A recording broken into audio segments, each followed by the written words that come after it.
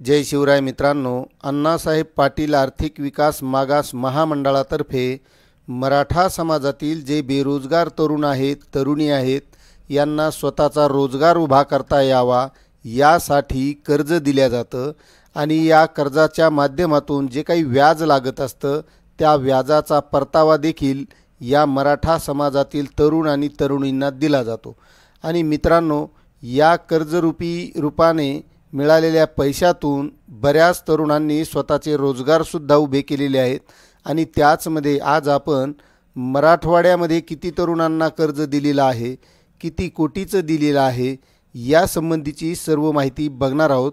तत्पूर्वी मित्रांनो, तुम्हाला एक विनंती आहे की तुम्ही जर आपल्या वेणुगंगा टेक या यूट्यूब चॅनलवर नवीन असाल तर कृपया चॅनलला सबस्क्राईब करून घ्या, कारण आपण या चॅनलच्या माध्यमातून शेतकऱ्यांविषयी रोजगारविषयक अशी नवनवीन माहिती आणत असतो।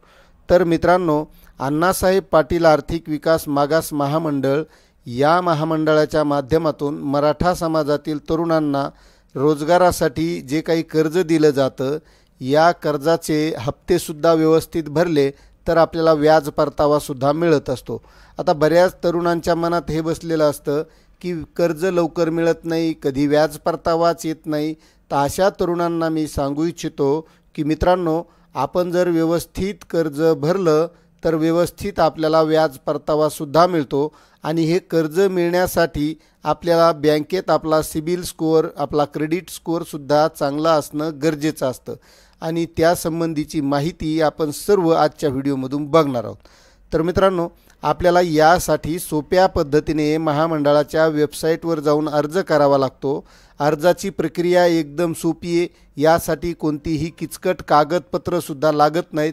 सोपे कागदपत्र असतात। एक तर आपलं आधार कार्ड, शाळा सोडल्याचा दाखला, रेशन कार्ड किंवा लाईट बिल अशी मोजकी कागदपत्र यासाठी लागत असतात। आणि हे कागदपत्र घेऊन आपल्याला ऑनलाईन अर्ज करायचा आहे आणि ऑनलाईन अर्ज केल्याच्या नंतर आपल्याला एक LOI जनरेट होतो। तो LOI जनरेट झालेला आपल्याला बँकेत, ज्या बँकेकडून कर्ज घ्यायचं आहे, आपण कोणत्याही बँकेकडून कर्ज घेऊ शकतो, त्या बँकेकडे हा LOI द्यायचा आहे। आणि तो LOI दिल्याच्या नंतर ती बँक आपलं कर्ज मंजूर करते, आपल्याला ते कर्ज मिळतं। आणि ते मिळाल्याच्या नंतर आपल्याला जे काही हप्ते पडतात, मग कोणाचा 1 महिन्याचा असेल, 3 महिन्याचा असेल, 6 महिन्याचा असेल, त्याप्रमाणे तो हप्ता आपण रेग्युलर भरल्याच्या नंतर आपल्याला आपला अर्ज भरला आहे म्हणून याचं स्टेटमेंट घ्यावं लागतं। आणि ते स्टेटमेंट महामंडळाच्या वेबसाईटवर अपलोड करायचं आहे। ते अपलोड केल्याच्या नंतर आपल्याला हा व्याज परतावा मिळत असतो। अशी ही एकदम सर्वात सोपी पद्धत आहे। आता मित्रांनो, राज्यात विविध समाजासाठी आर्थिक विकास महामंडळ आहेत। याच धर्तीवर सन 2018 साली राज्य सरकारने अण्णासाहेब पाटील आर्थिक मागास विकास महामंडळाची स्थापना केली आणि या महामंडळाच्या माध्यमातून मराठा समाजातील गरजू तरुणांना उद्योग व्यवसाय करण्यासाठी बिनव्याजी कर्ज देण्याचं सुरू केलं। आणि यासाठी आपल्याला सोप्या पद्धतीने अर्ज करायचा आहे आणि अर्ज केल्याच्या नंतर आपल्याला हे कर्ज मिळत असतं। तर मराठवाड्यातील विविध जिल्ह्यातील 64,641 अर्जदार पात्र ठरले होते यासाठी।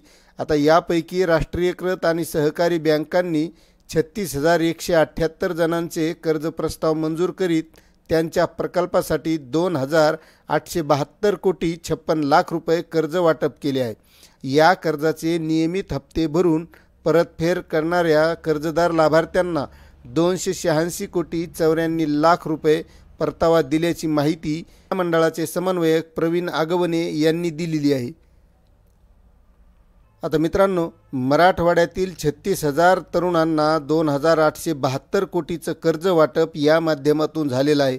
आता कोणकोणत्या जिल्ह्याला नेमकं किती कर्ज मिळालेलं आहे, तर त्यामध्ये मित्रांनो, छत्रपती संभाजीनगरसाठी लाभार्थ्यांची संख्या आहे 12,263। या लाभार्थ्यांना 1,035 कोटी रुपयांचं कर्ज वाटप झालेलं आहे। त्यानंतर जालना जिल्ह्यासाठी लाभार्थी आहेत 5,525, यांना 388 कोटी रुपयाचं कर्ज वाटप झालेलं आहे।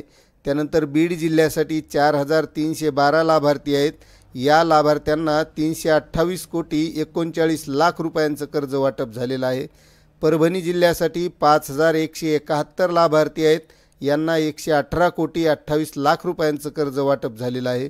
त्यानंतर लातूर जिल्ह्यामध्ये 3,840 लाभार्थी आहेत, यांना 340 कोटी 33 लाख रुपये कर्ज वाटप झालेलं आहे। त्यानंतर आहे धाराशिव जिल्हा, धाराशिव जिल्ह्यामध्ये लाभार्थी आहेत 5,965, यांना 478 कोटी 22 लाख रुपयांचं कर्ज वाटप झालेलं आहे। त्यानंतर आहे नांदेड जिल्हा, नांदेड जिल्ह्यामध्ये 1,670 लाभार्थी आहेत, यांना 122 कोटी रुपयांचं कर्ज वाटप झालेलं आहे। त्यानंतर आहे हिंगोली जिल्हा, यामध्ये 905 लाभार्थी आहेत, 62.34 लाख रुपये म्हणजे 62 कोटी 34 लाख रुपये एवढं कर्ज वाटप हिंगोली जिल्ह्यासाठी झालेलं आहे। मित्रांनो, महत्त्वाचा मुद्दा आहे की यासाठी आपल्याला स्वतः पुढं व्हावं लागतं, आपल्याला स्वतः हे करणं लागतं। उगच कोणीतरी आपल्याला म्हणलं की कर्ज मिळत नाही किंवा व्याज मिळत नाही किंवा बँक कर्ज देत नाही, तर असं कोणी सांगितलं म्हणून आपण ऐकायचं नसतं। आपण ही जर स्वतः प्रक्रिया केली तर नक्कीच आपल्याला हे कर्जही मिळतं, व्याज परतावाही मिळतो। त्यामुळे आपण स्वतःही सर्व प्रक्रिया करा आणि या कर्ज महामंडळाच्या माध्यमातून कर्ज घेऊन आपला स्वतःचा रोजगार व्यवसाय उभा करा, कारण आज नोकरी लागत नाही आहे, तरुणांना गरज आहे स्वतःचा रोजगार उभं करण्याची। अशी ही महत्त्वाची माहिती होती। आपल्याला माहिती कशी वाटली नक्कीच कमेंट करा आणि जर तुम्हाला काही अर्ज करताना अडचण असेल किंवा बँकेबाबत काही अडचण असेल तर नक्कीच कमेंट करा। आपण या चॅनलच्या माध्यमातून सर्व इत्थंभूत माहिती देण्याचा प्रयत्न करू। त्यामुळे तुम्ही जर आपल्या चॅनलवर नवीन असाल तर चॅनलला सबस्क्राईब करा, व्हिडिओला लाईक करा आणि इतरही मित्रांना हा व्हिडिओ शेअर करा। धन्यवाद।